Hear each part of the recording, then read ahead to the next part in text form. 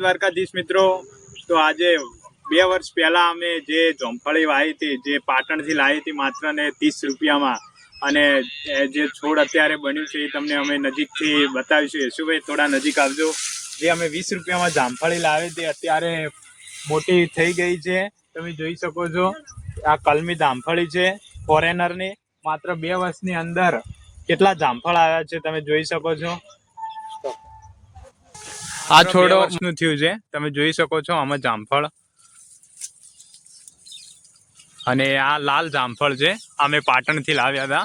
માત્ર 30 રૂપિયામાં આ છોડ લાવ્યું તો અત્યારે જામફળ કોઈ જોઈ શકો તમે.